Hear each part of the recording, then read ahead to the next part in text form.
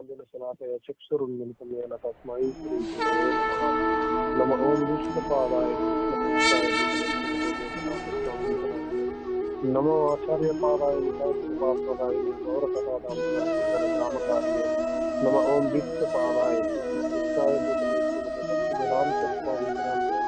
नमस्ते सारस्वती देवी गौरवाणी प्रचारिणे निर्विशेष शून्यवादी पाश्चात्य देशतारिणे जय श्री कृष्ण चैतन्य प्रभु नित्यानंद श्री अद्वैत गदाधर शिवासादि गौर भक्तवृंद हरे कृष्ण कृष्ण कृष्ण हरे हरे हरे राम राम हरे हरे।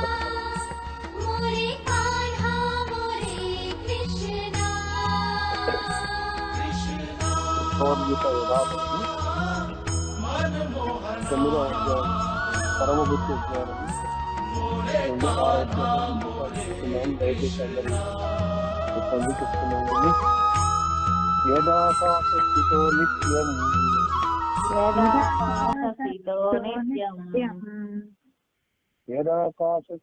నిత్యం యథాకాశస్థితో నిత్యం వాయుః సర్వత్ర గోమహాన్ వాయుః సర్వత్ర గోమహాన్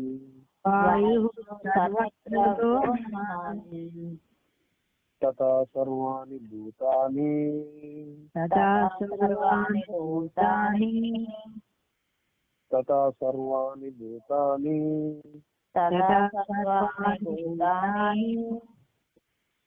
మత్తానిత్యుపదారయా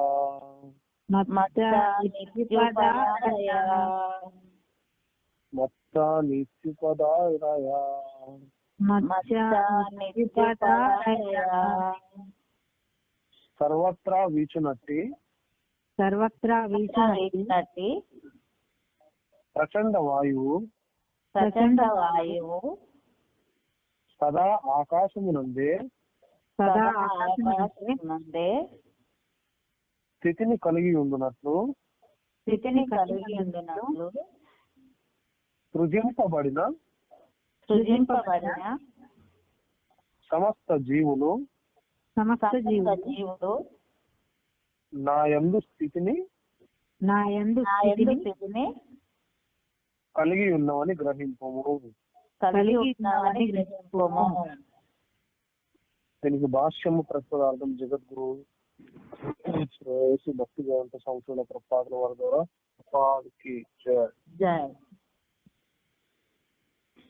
బ్రహ్మాండమైన విశ్వము ఏ విధముగా శ్రీకృష్ణ భగవానునిపై ఆధారపడి ఉన్నదో తెలియట సామాన్య మానవునికి దాదాపు ఊహాతీత విషయము. కానీ మన అవగాహనకు తోడ్పడు ఉపమానము ఒక దానిని భగవానుడు ఉతగుచున్నాడు. మనము ఊహింపగలిగిన వారిలో అత్యంత ఘనమైనది ఆకాశము. అట్టి ఆకాశమున వాయువే అతి గొప్పదైనది. అది ప్రతి దాని చలనమును ప్రభావితం చేయగలదు. ఆ విధంగా వాయువు అతి ఘనమైనను ఆకాశమునందే స్థితిని కలిగి ఉండును. అది ఆకాశ పరిధిని దాటక దాని ఎందే ఒదిగి ఉండును. అదే విధముగా అద్భుతమైన సృష్టిలన్నీ శ్రీకృష్ణ భగవాన్ సంకల్పం చేతనే స్థితిని కలిగి ఉండి అతనికి లోబడి వర్తించును. సాధారణంగా చెప్పబడినట్లు భగవాను ఆజ్ఞ లేనిదే తృణము కూడా కదలదు. అనగా ఆ భగవాన్ సంకల్పం చేతనే సమస్తము నడుచుతున్నది. ఇక్కడ మనం అర్థం చేసుకోవాల్సిన విషయం ఏమిటంటే ఈ బ్రహ్మాండమైన విశ్వం ఎట్లా అయితే భగవంతుని మీద ఆధారపడి ఉన్నదో అనే విషయాన్ని ఒక సామాన్య మానవుడికి అది ఊహాతీత విషయం.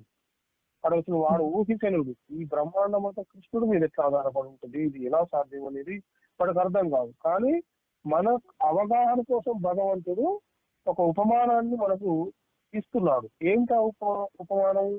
ఈ అనంతమైన ఆకాశం చెప్తున్నారు కోసం చెప్తున్నాడు. అక్కడ ఈ ఆకాశంలో ఆవరించున్నటువంటి దాని పరిధిలో ఉన్నటువంటి వాయువు కోసం చెప్తున్నాడు భగవంతుడు. మనం ఎంత పెను గాలులు వీసినా సరే, ఉధృతమైన గాలులు వచ్చినా కానీ ఈ ఆకాశం పరిధిలోనే ఉంటాయి. ఈ ఆకాశం పరిధిని దాటి ఎటు పోవు, ఆధీనంలోనే ఉంటాయి అన్నట్టు ఈ అనంతమైన ఆకాశం. అంటే ఎందుకు ఇది ఈ వాయువు అనేది ఈ ఆకాశము పరిధిని దాటి ముందుకు వెళ్ళలేదు. ఎందుకంటే ఇది భగవంతుడి ఆజ్ఞ. ఇది ఈ లోకంలో ఇక్కడే ఉండాలనేది. ఎందుకంటే మనకు కొన్ని లోకాలను చూస్తాం, చంద్రలోకం కానీ, సూర్యలోకం కానీ, కుజలోకం కానీ, రకరకాల లోకాలు. ఇవన్నీ ఉంటాయి. ఆ గ్రహాలను కూడా అనుకోవచ్చు మనం వాటిని, అర్థమైందా?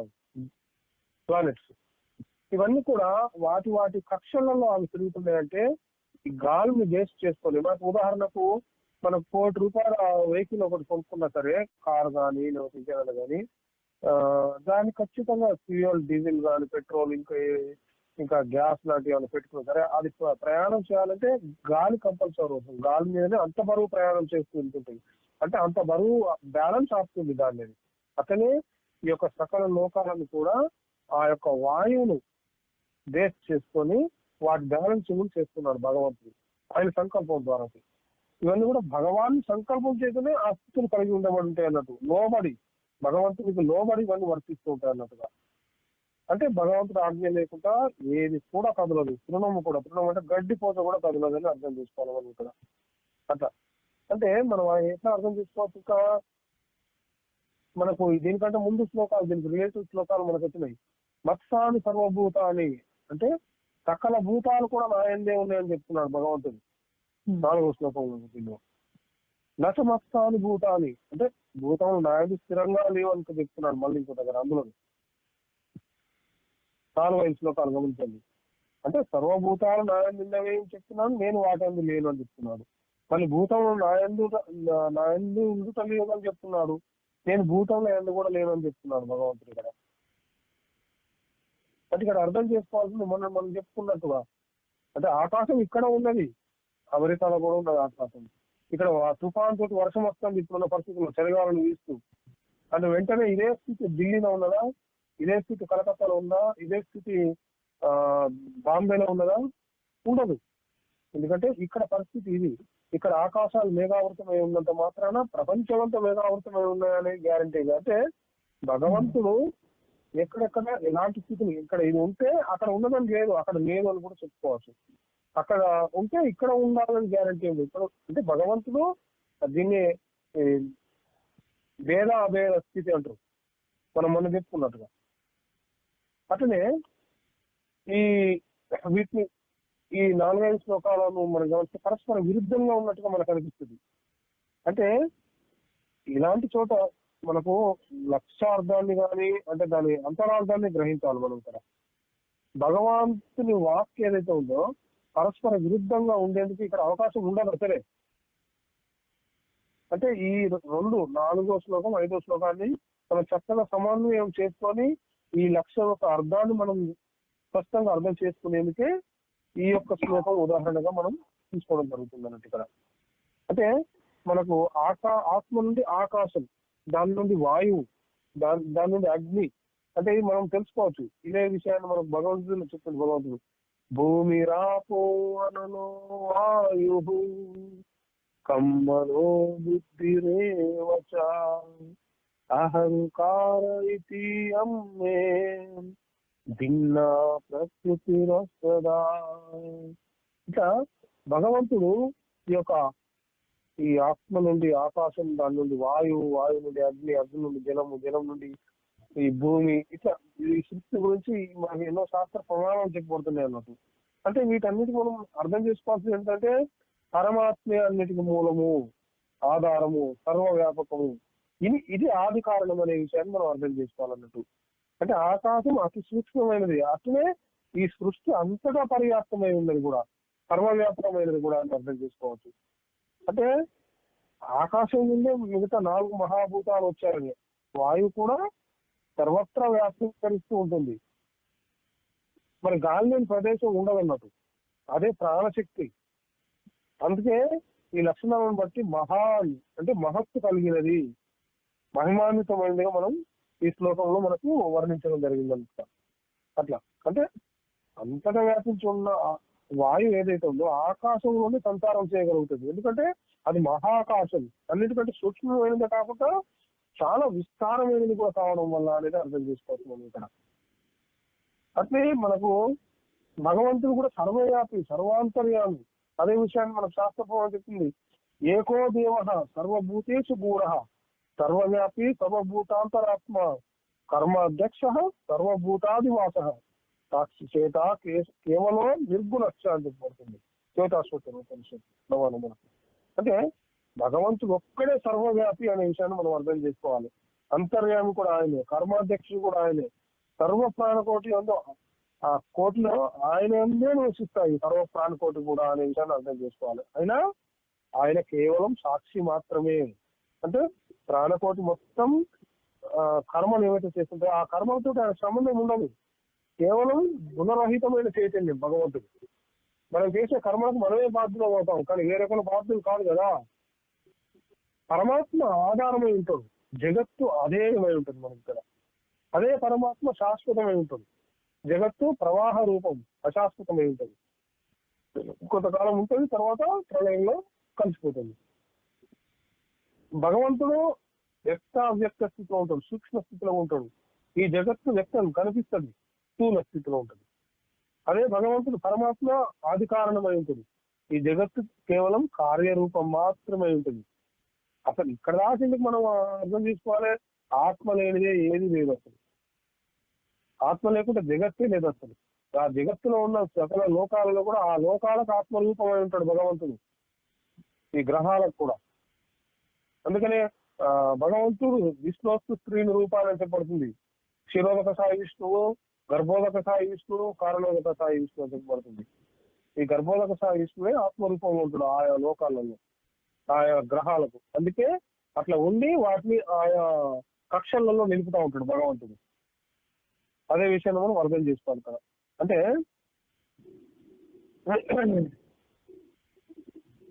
ఈ యొక్క దేహేంద్రియ మనోబుద్ధులు అంతటా కూడా వ్యాపించి జీవాంశగా చైతన్య స్ఫూర్తిని కలిగిస్తున్నా కూడా జీవుల గుణదోషాలతో సంబంధం లేనివాడు భగవంతుడు.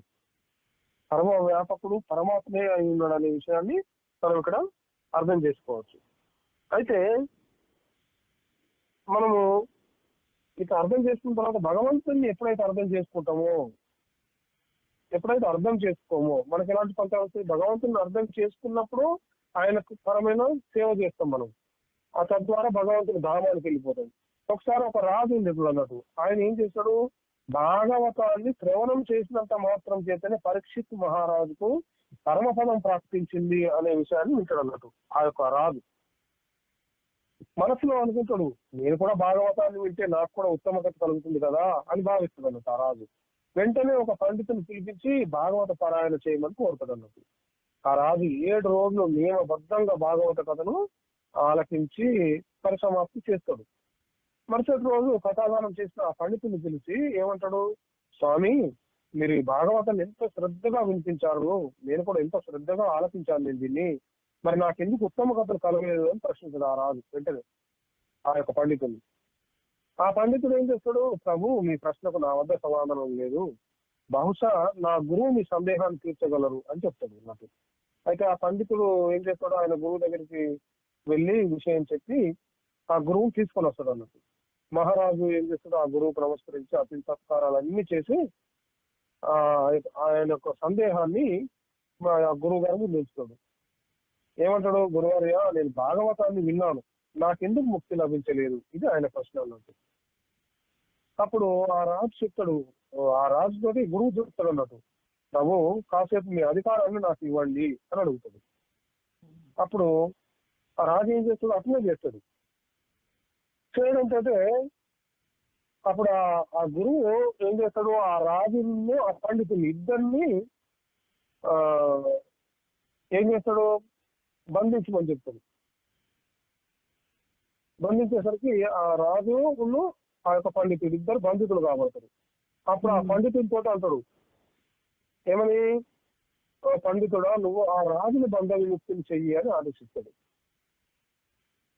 ఆదేశించినప్పుడు ఆ పండితుడు ఏమంటారు, ఆచార్య స్వయంగా నేనే బంధితున్నై ఉన్నాను కదా ఇక్కడ, మహారాజుని నేనెట్లా బంధ విముక్తిని చేయగలుగుతాను అని తన యొక్క నిస్సహాయ స్థితిని తెలియజేస్తాడు అన్నట్టు. అప్పుడు ఆ గురువు నవ్వుతాడు, నవ్వి మహారాజుడు అంటాడు, ఈ ప్రశ్నకు సమాధానం లభించిందా మహారాజా అని చెప్తాడు.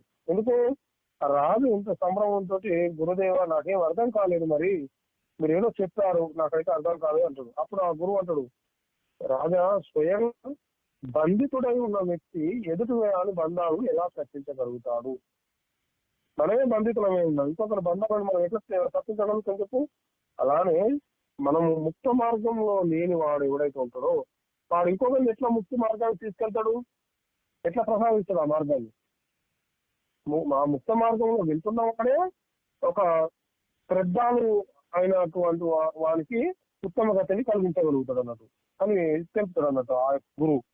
అట్లే శుక మహర్షి వంటి ముక్త సంగుడు, పరీక్షిత్ మహారాజు వంటి శ్రద్ధాలు ఉన్నప్పుడే ముక్తి లభిస్తుంది అనే విషయాన్ని మనం తెలుసుకోవాలంటే జ్ఞాని అయినటువంటి గురువు మనకు దొరకడము, శ్రద్ధ కలిగినటువంటి శిష్యులు సమకూరినప్పుడే ఆ మోక్ష సిద్ధి అనేది లభిస్తుంది అనే విషయాన్ని ఇక్కడ మనం తెలుసుకోవచ్చు.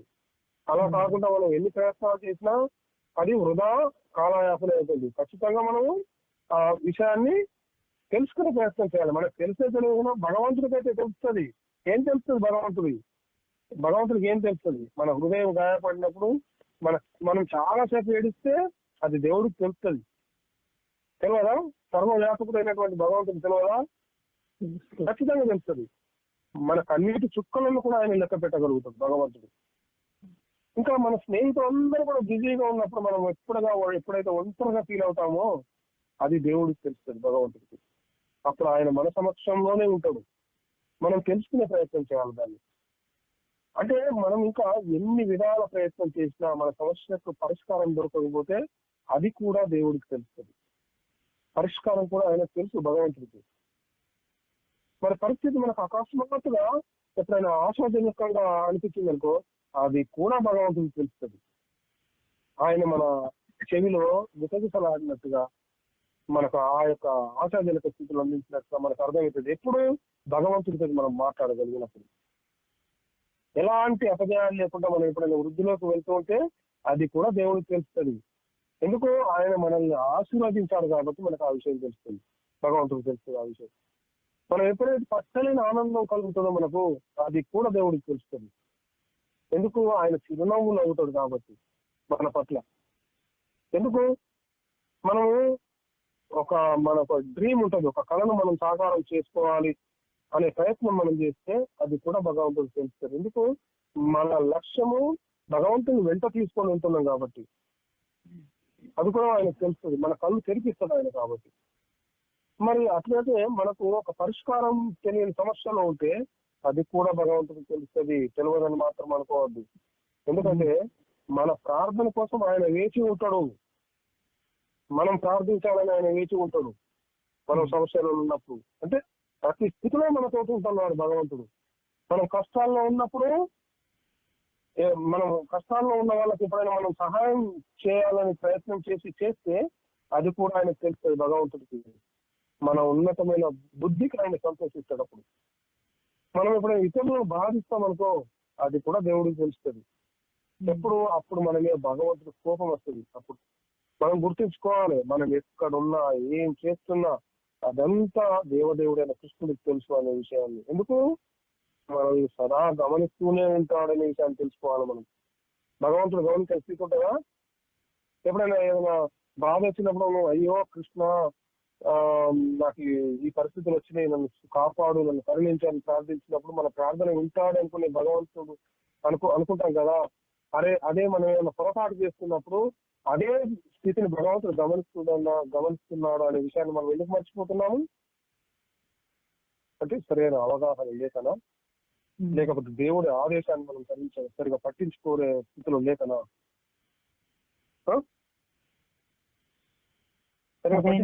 లేకనే అనుకుంటా.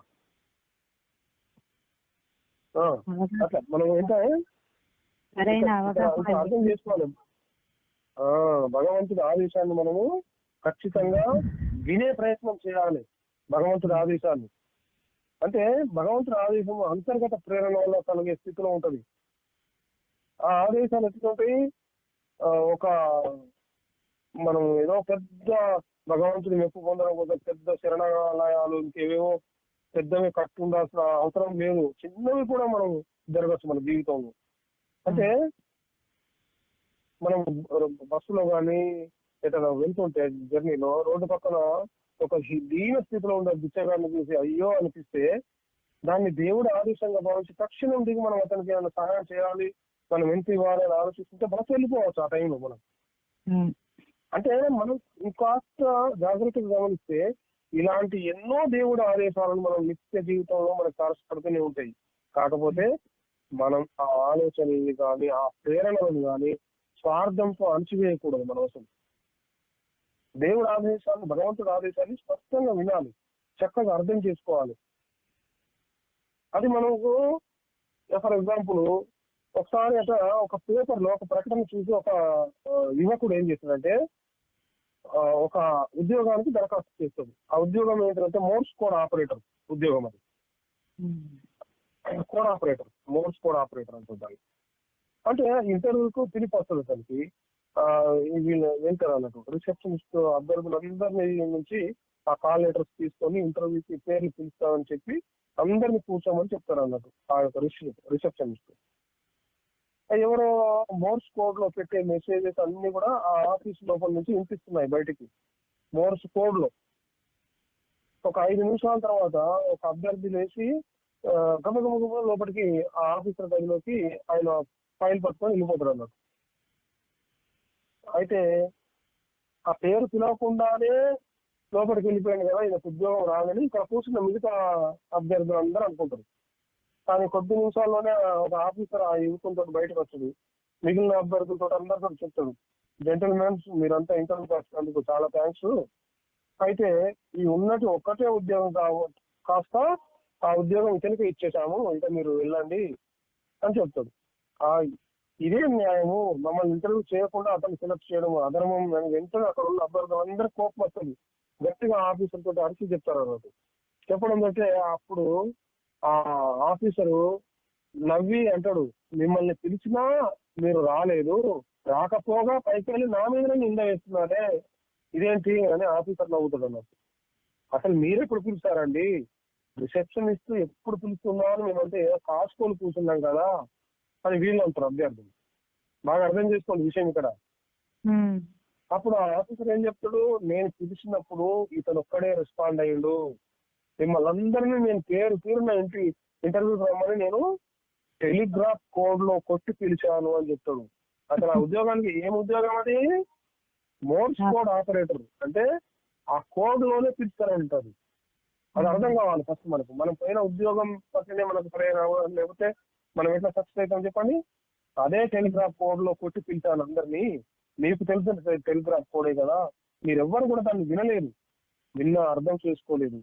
దాన్ని అర్థం చేసుకొని నా దగ్గరికి వచ్చింది ఇతను ఒకడే, అందుకే ఇతను సెలెక్ట్ చేస్తున్నాను అని చెప్తాడు. అంటే ఇక్కడ మనం ఈ ఎగ్జాంపుల్ లో మనకు అర్థమైంది ఏంటిది, మనందరం కూడా అభ్యర్థుల్లాగా చాలా తరచుగా మనం భగవంతుడి యొక్క ఆదేశానికి ఎందుకు రెస్పాండ్ కామంటే మనం వాళ్ళలాగా దేవుడు ఆదేశాన్ని జాగ్రత్తగా వినకపోవడం వల్లనే. వినకపోవడం అంటే ఏంటిది, భగవద్గీత భాగవతం భాగవతుల ఆ సందేశాలను మనము వినకపోవడం, విని ఆచరించకపోవడం. దీని వల్లనే ఒకవేళ విన్నా కూడా వీటిని మనం సరిగా అర్థం చేసుకోకపోవడం వల్ల మన చుట్టూ ఉన్న ఎన్నో రకాల శబ్దాల వైపు, అంటే భౌతిక శబ్దాల వైపు, సినిమాలు, టీవీలు, సెల్ ఫోన్లు, ఇట్లా రకరకాల వాటి పట్ల ఆకర్షితులు ఉన్నప్పుడు భగవంతుడి మాటలు, సందేశాలు మనకు వినపడతాయా? ఏమన్నా వినపడవు. వినపడవు. అంటే మనం ఏం చేయాలి, నిత్యం భగవంతుడి ఆరాధన, ప్రార్థన, సాత్విక ఆహారం, యజ్ఞ ప్రసారం, సమయానుకూల నిద్ర, ఇవన్నీ కూడా మనకు ఉండాలి. శ్రద్ధ, భక్తి, ఇవన్నీ ఉండాలి. ఇవన్నీ కూడా దేవుడి యొక్క ఆదేశాలని మనందరికి తెలుసు. ఇవన్నీ కూడా ఆ ఆదేశాలను పాటించగలగడానికి అనుకూలమైన స్థితులు ఇవన్నీ కూడా. అయితే వీటన్నిటిలో మనం ఎంతవరకు పాటిస్తున్నాం, ఏం చేస్తున్నాం అనేది మనల్ని మనం ప్రశ్నించుకోవాలి. వీటి సద్విమర్శ అంటారు. అంటే ప్రపంచంలో మనం ఆనందంగా భావించే ఎన్నో విషయాలు కూడా చాలా అనల్ప విషయాలే. దేవుడు మనతో మాట్లాడేది ఏదైతే ఉందో మనకు వినపడకుండా ఉండడానికి అడ్డుపడేవి ఇవన్నీ కూడా. ఉదయం లేవగానే దినపత్రిక చూస్తారు, బెడ్ కాఫీ తాగుతారు, టీవీ చూస్తారు, సెల్ ఫోన్ చాటింగ్ చేస్తారు. ఇవన్నీ కూడా ఎన్నో భగవంతుడి మాటలను మనకు వినడానికి దూరంగా చేసేటి అన్నట్టు, ఇవన్నీ కూడా అవరోధం చేసేటి అన్నట్టు. అంటే మనకు ఉన్నటువంటి ఎన్నో రకాల దైవేతర మమకారాలన్నింటినీ పోగొట్టి మన వైపు ఆయన మనందరినీ చేదుకోవాలని ఆ పరమాత్మను ప్రార్థించాలి మనం అందరం కూడా. అట్లా చేసినప్పుడే మనం భగవంతుడి వైపు వెళ్ళగలుగుతాము. అలా భగవంతుడి ఆజ్ఞను మనం పాటించే స్థితులు లేకపోతే మనం ఎట్లా వెళ్తాం చెప్పండి? భగవద్ధర్మ కర్మం చేసే ప్రయత్నం చేయాలి మనం ఎప్పుడైనా. భగవద్ధర్మ కర్మ అంటే అన్ని ప్రాణులను, అన్ని వస్తువులను, కర్మలను, భావాలను భగవత్ స్వరూపంగా, ఆ భగవత్ సంబంధించిన ఆ స్వరూప అనుసంధానంతో సాధన చేస్తే మనకు హృదయంలో ఉత్సాహము, సమదృష్టి, ఆనందము, శాంతి, అవిచ్ఛిన్నత, భగవత్ చింతన ఎప్పుడు నిరంతరం పాదుకొని ఉంటాయి మన హృదయంలో. దానివల్ల భగవంతుని పట్ల అచంచలమైన భక్తి విశ్వాసం కలుగుద్ది. దానికి అనుగుణంగా భగవత్ ప్రాప్తి ఖచ్చితంగా కలిగే తీరుతుంది మనకు. అంటే ఉన్నదంతా భగవంతుడే అయినప్పుడు, నేను భగవంతుడికి చెందిన వాడిని అయినప్పుడు, భగవంతుడు అన్నిట్లో వ్యాపించి ఉంటాడు కదా. భగవంతుడు అన్నింటిలో వ్యాపించి ఉంటాడా ఉండడా? అదే విషయాన్ని భగవద్గీత మనకు చెప్తుంది. యథా ప్రవృత్తిర్భూతానాం ఏన సర్వమిదం తతం స్వకర్మణ సమభ్యర్చ్య సిద్ధిం విందతి మానవాయి. భగవద్గీత 18వ అధ్యాయం మనకు తెలియజేస్తుంది. అంటే సర్వజీవులకు కారణమైన వాడు, మళ్ళీ సర్వత్ర వ్యాపించి ఉన్నవాడు అయినటువంటి ఆ భగవంతుని అర్చించాలి మనం. మనం విద్యుత్ కర్మ ఏదైతే ఉందో దీన్ని ఉనరించడం ద్వారా మనుషుడు ఎవడైతే ఉంటాడో పూర్ణత్వాన్ని పొందుతాడు అనే విషయాన్ని మనకు తెలియజేస్తున్నట్టుగా. అంటే మనం ఏది చేసినా భగవంతుని సేవించడం కానీ మనం చేసుకోవాలన్నట్టు. చేస్తున్నదంతా కూడా మనం భగవంతుని ప్రేరణను అనుసరించే కదా, భగవంతుని కొరకు కదా మనం చేసేది. అందుకే భగవంతుణ్ణి మనం చాలా ఇష్టంగా ప్రేమించాలి. ఆయన మనం మేలును కూర్చేవాడనే భావనతో ఉండాలి. మనం ఇట్లాంటి భావనతో ఉన్నప్పుడు మనం ఇంటి పని కానీ, మన వృత్తి పని కానీ, మన ఏదైతే ఉద్యోగ వ్యాపారాల్లో కానీ, ఎక్కడ ధార్మిక వ్యవస్థ పని అయినా కూడా మనకిష్టమైన భగవంతుని పని అనే భావనతో ఉండాలి. మనం భగవంతుని చెందిన వాళ్ళం అనే భావన తోటి మనం చేస్తే మనం చేసే స్థానంలో ఎప్పుడు కూడా విసుగు ఉండదు మనకు. పైగా మనకు మనసులో ఉత్సాహము, ఆనందము, శాంతి క్రమంగా మనకు పెరుగుతాయి అన్నట్టు. ఒకవేళ అట్లా పెరగకపోతే, తీవ్రంగా కలగకపోవడానికి కారణాన్ని గురించి ఆలోచించాలి మనం. మనం ఆలోచిస్తే భక్తి విశ్వాసం తగ్గడమే ఎందుకు కారణం అని మనకు అర్థమవుతుంది. ఎప్పుడైనా గుర్తుపెట్టుకోవాలి. ఈ లోటును తొలగించుకోవడానికి మనం ఏం చేయాలి? భగవంతుని శరణు కోరాలి. అతన్ని దీనంగా మనసు పెట్టి స్తుతించాలి. మనం ప్రార్థించాలి ఆయన్ని. భగవంతుని గుణాలను, భగవంతుని ప్రభావాన్ని, భగవంతుని తత్వాన్ని, ఆయన వైభవాన్ని తెలుసుకునే ప్రయత్నం మనం చేయాలి. ఎప్పుడైతే ఇవన్నీ చేసుకుంటామో ఇంకా ఆయన మీద ప్రేమ, అనురాగం, భక్తి పెరుగుతూ ఉంటాయి అన్నట్టు. అంటే భగవదారాధన అంటే ఏంటిది? అతని ఆజ్ఞను పాలించడమే మనం. అదే అతని సేవ, భగవంతుడి సేవ. వాస్తవానికి ఏ పనైనా మనం భగవంతుడి సేవను తలుచుకొని మనం చేయడం వల్ల దానివల్ల ఆనందమే, ప్రశాంతత కలుగుతాయి తప్ప దుఃఖం కలగదు మనకు ఎప్పుడైనా. అంటే అట్లా మన కష్టం కలుగుతుందంటే ఆ సేవను మనం భగవత్ సేవగా భావించట్లేదు అన్నమాట అని అర్థం చేసుకోవాలి. మనమే లోపం ఎక్కడ ఉందని అర్థం చేసుకోవాలి ఇక్కడ. అట్లా అంటే భగవంతుని యొక్క దయా స్వభావము సరిగా మనకు తెలియాలంటే, ఒకసారి ఒక క్షత్రియుడు, ఆ క్షత్రియ యువకుడు అన్నట్టు, అతను క్షత్రియ యువకుడు ప్రభుత్వం యొక్క సహాయంతో సౌకర్యాలతో ఉన్నటువంటి ఒక మహావిద్యాలయంలో చదువుకుంటూ ఉంటున్నాడు అన్నట్టు ఆ క్షత్రియ యువకుడు. ఆయన తల్లిదండ్రులు అతనికి ఏం చెప్పేటోళ్ళు ఎప్పుడు కూడా ఈ ఒక విధంగా ఉపదేశిస్తూ ఉండేవాళ్ళు. ఏమని? ఈ దేశం రాజు ఉన్నత శ్రేణికి చెందిన జ్ఞాని, మహాజ్ఞాని, యోగి, మహాపురుషుడు. ఈయన ఎట్లా అంటే ఆ యొక్క మహారాజు అవ్యాజ్యంగానే ప్రేమ, దయా చూపేటోడు అన్నట్టు ప్రజలందరి మీద. అతనికి ఆ రాజుకు మనపై చాలా ఎక్కువ దయ ఉంటది. ఎందుకంటే ఆ తల్లిదండ్రులు ఆ పిల్లవాళ్ళు చెప్తున్నారు, ఒకవేళ మేము మరణించినా కూడా నువ్వు బాధపడద్దు నాయన, మహారాజు గారి దయ వల్ల మహమూద కంటే నీ మీదనే ఎక్కువ దయ ఉంటుంది ఆయనకు, మహారాజుకు అని చెప్తారు అన్నట్టు. ఈ ఉపదేశాన్ని బట్టి ఆ యువకుడు ఏం చేస్తాడు? అట్లనే భావిస్తున్నాడు అన్నట్టు. చూడు ఆ భావన ఎట్లా ఉందన్నది, అలాగే భావిస్తున్నాడు అన్నట్టు. కొన్నాళ్ళకి ఏమైతే ఆ యువకుని తల్లిదండ్రులు మరణిస్తారు. కానీ అతను దుఃఖపడలేదు. ఆ యొక్క ఆయనతో ఉన్నటువంటి విద్యార్థులు ఉంటారు కదా, ఆ విద్యాలయంలో ఉండే విద్యార్థులు ఆయన అడుగుతారు, నీ తల్లిదండ్రులు చనిపోయినా కూడా నీకు విశాలచారం నీ దగ్గర ముఖం మీద కనిపిస్తలేదు, ఏంటి విషయము? నీ పాలన పోషణ ఎవరు చూస్తారు అని అడుగుతారు అన్నట్టు. అప్పుడు ఆ క్షత్రియ యువకుడు అంటాడు, నాకు శోకం ఎందుకు కలుగుతుంది? ఎందుకంటే నా తల్లిదండ్రుల కంటే ఎక్కువ నాపై దయను, ప్రేమను చూపించే పరమ శ్రేయము నాటి మహారాజు గారు ఉన్నారు కదా, వారు ఉన్నత శ్రేణికి చెందిన భక్తులు, జ్ఞాని, మహాపురుషులు, నాకు ఆయనే ఆధారమై ఉన్నాడు అని ఆ విద్యార్థి మాటలు అక్కడ ఉన్నటువంటి ప్రధాన ఉపాధ్యాపకుడు ఉంటాడు కదా, ఆయన ఆశ్చర్యపోతాడు అన్నట్టు. అప్పుడు ఆ యొక్క ప్రధాన అధ్యాపకుడు రాజ్య కార్యనిర్వహణ ఏదైతుందో అలా కార్యవర్గ సభ్యుడు అన్నట్టు ఆయన. ఈ యొక్క మాటలు, యువకుడి మాటలు మహారాజు పట్ల ఉన్న భక్తి శ్రద్ధలను ఆయన సమావేశం ఆ మహారాజుకి తెలియజేశాడు అనుకో. ఆ రోజు ఏం చేస్తాడు ఆ మహారాజు, మన దేశంలో అనాథ బాలుడు ఎవరైనా ఉంటే నాకు తెలియజేయండి, అతనికి కావాల్సిన ఏర్పాట్లు ప్రభుత్వం వైపు నుండి చక్కగా జరగడం మంచిది, వాళ్ళ పోషణ అంతా కూడా. ఆ సమావేశంలో చాలా మంది సభ్యులు ఏం చేస్తారు, ఈ క్షత్రియ బాలకుడు ఎవరైతే ఉన్నారో ఈయన భావాలు ఆలోచనలు బట్టి ఇతని పేరుని సూచిస్తారు అన్నట్టు అందరూ.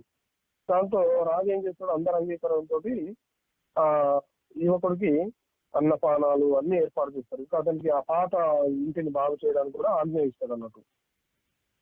అయితే విద్య కోసం అయితే ముందే ప్రభుత్వం వైపు ఆయనకు ఏర్పాట్లు ఉన్నాయి. ఇప్పుడు ఏం చేస్తుండో ఆ ఇల్లు, ఆయన అన్నపానాలు అన్ని చూసుకునే అది కూడా చేస్తారు అన్నట్టు. కొన్ని రోజుల తర్వాత ఏమైంది, కార్యాజ్ఞతోటి పని వాళ్ళు ఆ యువకుని పాత ఇంటిని దృఢంగా కట్టడానికి ఏం చేస్తారు, కూలగొడుతుంటారు అన్నట్టు. కూలగొడుతుంటే ఏం జరుగుద్ది, ఈ యువకుడితో ఉండే స్నేహితులు విద్యార్థులందరూ తరగతికి ఈయనకు చెప్తారు, రాజోద్యోగులు వచ్చి మీ ఇంటిని కూలగొడుతున్నారు, మొత్తం నాశనం చేసేస్తున్నారు అని చెప్తారు. అది విన్న ఆ క్షత్రియ యువకుడు ఏం చేస్తాడో ఎంతో ఆనందపడి ఇట్లా అంటాడు అన్నట్టు, ఏమని, ఆహా మహారాజు గారికి నాపై ఎంత దయ ఉన్నది, చూడు ఆయనకు జరిగేది ఏంటి, ఇల్లు మొత్తం నాశనం చేసేస్తున్నారు, కూలగొట్టేస్తున్నారు. భగవంతుడు ఎవరు కదా, మహారాజు అంటే భగవంతుడు అర్థం చేసుకోవాలి మనం ఇక్కడ. ఆ మహారాజు గారికి నా మీద ఎంత దయ ఉన్నది, పాత ఇంటిని కూలగొట్టి కొత్త ఇంటిని నిర్మిస్తాడేమో, లేకపోతే ఇంకా వేరే ఏదైనా మేలు చేస్తాడేమో నాకు, అందుకోసం ఇది తీసేస్తున్నాడు అనే ప్రగాఢ విశ్వాసం అన్నట్టు అక్కడ భగవంతుడి అతనికి. ఆ మాటని విని అసలు అక్కడున్న ప్రధాన అధ్యాపకుని ఆశ్చర్యపడి అనుకుంటాడు, ఈ పిల్లవాడికి ఎంత నమ్మకం మహారాజు పైన, ఎంత స్థిరమైన శ్రద్ధ ఉన్నది అనుకుంటాడు అన్నట్టు. మళ్ళీ రెండోసారి సభా సమావేశంలో ఈ ప్రధాన అధ్యాపకుడు ఏం చేస్తాడు, ఈ యొక్క రాజు ఒక ప్రస్తావన చేస్తాడు వీళ్ళందరి సమక్షంలో, నేను వృద్ధుని అయిపోతున్నాను, నాకు సంతానం లేదు కాబట్టి యువరాజు పదవిని ఎవరికి ఇవ్వాలి, దీనికి అసలు యోగ్యులు ఎవరున్నారు. దీనిపై ఏం చేస్తాడంటే ఆ ప్రధాన అధ్యాపకుడు వివరిస్తాడు, ఆ క్షత్రియ యువకుడు గుణములో, విద్యలో, ప్రవర్తనలో, స్వభావంలో అందరికంటే శ్రేష్ఠుడు అయి ఉన్నాడు మహారాజా, అతడు మహారాజభక్తుడు అయి ఉన్నారు, మీపై అమితమైన భక్తి కలిగిన వాడు అబ్బాయి. ఈ మాటలను మిగిలిన సభ్యులు కూడా సంతోషంతో అందరూ సమర్థిస్తారు అన్నట్టు. అందరు అంగీకారంతో ఆ రాజు ఏం చేస్తాడో ఆ క్షత్రియ యువకునికే యువరాజు పదవిని ఇస్తాడు అన్నట్టు. ఆ తెల్లారు ఏం చేస్తారు, ఆ రాజు మంత్రి ఇంకా కొందరు ఉన్నతాధికారులను అతని దగ్గరికి పంపిస్తారు అన్నట్టు ఇంటికి. వాళ్ళందరూ రావడం చూసి క్షత్రియ యువకుడు ఏం చేస్తాడు, వాళ్ళందరికీ సత్కార్యం చేసి అంటాడు, నేను మీకు ఏం సేవ చేయగలను అని రిక్వెస్ట్ చేస్తాడు అన్నట్టు అధికారులు. అప్పుడు మహారాజు గారికి మీపై చాలా ఎక్కువ దయ కలిగింది అంటారు వాళ్ళు. అప్పుడు ఆయన ఏమంటాడు, యువకుడు, ఇది నాకు ముందు నుండే తెలుసు, మా అమ్మ నాన్న చెప్పారు చిన్నప్పటి నుండి నాకు మహారాజు గారికి నా పైన ప్రత్యేకమైన దయ ఉంటుందని, అందుకే నాపై ఎక్కువ ఆదరణ ఉన్నది మీకు కూడా అని చెప్తాడు. అప్పుడు అధికారులు అంటారు, మేము మీకు సేవకులము, మీ దయను కోరుతున్నామంటారు. అప్పుడు ఈ యువకుడు ఏమంటాడు, అలానే నన్ను మీరు సిగ్గుపడేటట్టు చేయకండి దయచేసి, నేను మీ సేవకుడిని, మహారాజు గారికి నాపై దయ ఉన్నది, అది నాకు బాగా తెలుసు, నా తల్లిదండ్రులు చిన్నప్పటి నుండి చెప్పారు, అదే భావనతో ఉన్నప్పుడు నాకు అంతే జరుగుతుంది మంచి అని చెప్తాడు. మళ్ళీ అధికారులు ఏమంటారు, మీకు తెలిసిన దానికంటే ఎక్కువ దయ ఉంది మహారాజుకు మీ మీద తనకి. అప్పుడు ఈ యువకుడు ఏమంటాడంటే, నా వివాహానికి ఏర్పాటు చేశారా ఏంటి మహారాజు అంటుంది. అప్పుడు అధికారులు ఏమంటారు మళ్ళీ ఆయనతోటి, వివాహం ఏర్పాట్లే కాదు, ఆ మహారాజు గారికి మీపై ఇంకా ఎక్కువ దయ ఉందని అంటారు. అప్పుడు మళ్ళీ ఆ యువకుడు ఏమంటాడు, మహారాజు గారు నాకు 2-3 గ్రామాల దాన్ని ఏమంటూ జాగీర్దారిని ఏమన్నా పెత్తందారితనాన్ని ఏమన్నా ఇస్తున్నారా ఏంటి అని అడుగుతాడు అన్నట్టు. ఇదెంత, మీపై ఇంకా ఎక్కువ దయ ఉంది మహారాజు గారికి, ఆ దయని మీరు ఊహించని కూడా ఊహించలేరు అని చెప్తాడు. దాంతో ఆ యువకుడు ఇక తట్టుకోలేక ప్రార్థిస్తాడు వాళ్ళని, అసలు మహారాజు గారికి నాపై ఎలాంటి కరుణ ఉందో దయచేసి నాకు తెలియజేయండి అని ప్రార్థిస్తాడు వాళ్ళని. అప్పుడు అధికారులు అందరూ అంటారు, మహారాజు గారు మీకు యువరాజ పదవిని ఇచ్చారు కాబట్టి మేము నీ దయను కోరుతున్నాం నాయన అని వాళ్ళు చెప్తారు. అప్పుడు ఆ యువకుడు ఏమంటుందంటే, అసలు ఇది కళ లేకపోతే నిజంగా అంటారా మీరు అని అధికారులు ఉంటుంది. అతనికి చాలా ఆశ్చర్యం కలుగుతుంది అన్నట్టు. అంటే ఇంత ఎక్కువ దయ మహారాజు గారికి కలగవచ్చునని నేను కనీసం ఊహించను కూడా ఊహించలేదు. నేను ఇంత దయ చూపుతారన్న ఊహ కూడా నాకు లేదు అని చెప్పి ఆ యువరాజు అంటాడు. అప్పుడు ఆ మహారాజు దగ్గర యువరాజుకు ఆ యొక్క యువరాజు పదవి అందరి సమక్షంలో దక్కిందన్నట్టు. అప్పుడు అందరితోటి సమానంగా చూస్తారు అతడు. ఇక్కడ మనం అర్థం చేసుకోవాల్సింది ఏంటంటే, మనం అంగీకరించడం, అంగీకరించకపోవడం, నమ్మడము, అశ్రద్ధ, ఇదే మనం తెలుసుకోవాల్సింది. అంటే మనం ఈ యొక్క ఆధ్యాత్మిక విషయంలో భగవంతుడే ఆ జ్ఞాని అయిన మహాపురుషుడుగా మనం భావించాం. రాజు శ్రద్ధ గల సాధకుడు ఎవరు? క్షత్రియ బాలుడు. ఉపదేశం ఇచ్చిన వాళ్ళు ఎవరు? తల్లిదండ్రులు. సత్సంగంతో గల సాధకులు ఎవరు? ఆయనతో ఉన్న విద్యార్థులు. భగవంతునిపై ప్రేమ గల మహాపురుషుడు ఎప్పుడైతే ఆ యొక్క సభలో సభ్యుడు ఎవరు? ఈ ప్రధాన అధ్యాపకుడు అయినది. ప్రభుత్వం వైపు నుండి ఆ బాలకునికి ఏం కావాలో అన్నపానాల వ్యవస్థ ఏర్పరచడం అంటే లోక దృష్టితో అనుకూల పరిస్థితిని కలిగించడం. మనకు ఈ లోకంలో అన్ని రకాల అనుకూల పరిస్థితులు కలిగినప్పుడు మనం సంతోషపడతాం, అన్ని రకాల ప్రతికూల కలిగినప్పుడు మనం దుఃఖపడతాం. ఆ రాజు ఆ యొక్క యువకుడు ఇల్లును పూజ చేస్తున్నప్పుడు, అంటే మనకు ఒక ప్రతికూల పరిస్థితి వచ్చినప్పుడు భగవంతుని మీద మనం ఎప్పుడైతే భారం వేస్తామో, నాకు ఏది చేసినా నీ సంకల్పంతో చేయి తండ్రి, నీవు ఏది ఇచ్చినా అది నేను ప్రసాదంగా స్వీకరిస్తా అన్నప్పుడు మనం కష్టం వచ్చినా కూడా అది భగవంతుడి సంకల్పమే. ఏదో సమస్యలు నాకు క్లియర్ చేయడం కోసం ఈ యొక్క దుర్దిశను కలిగించాడు, దీని తర్వాత నాకు భగవంతుడు మంచిగా ఇస్తాడు అనే భావనతో ఉండాలి మనం ఎప్పుడైనా. అలా ఉన్నప్పుడు మనకు ఆయన అంతా మనకు చేస్తాడు అన్నట్టు. అంటే ఇక్కడ లోకం దృష్టిలో అనుకూల పరిస్థితి కలగడం కానీ, లేకపోతే ఇల్లు కొనగొట్టడం అనే ప్రతికూల పరిస్థితి లభించడం కానీ మనం గ్రహించుకోవాలన్నట్టు. ఇక్కడ ఈ రెండు స్థితులలో కూడా ఈ క్షత్రియ యువకుడు ఏం చేసిండు? రాజు యొక్క శుభకర విధానం ఇదే అని భావించి ఆనందంగా ఉండడం అనే స్థితిని, ప్రత్యేక సంఘటనతో మనకు భగవంతుని మంగళమయ విధానాన్ని తెలుసుకుని ఆనందంగా ఉండగలుగుతున్నాం.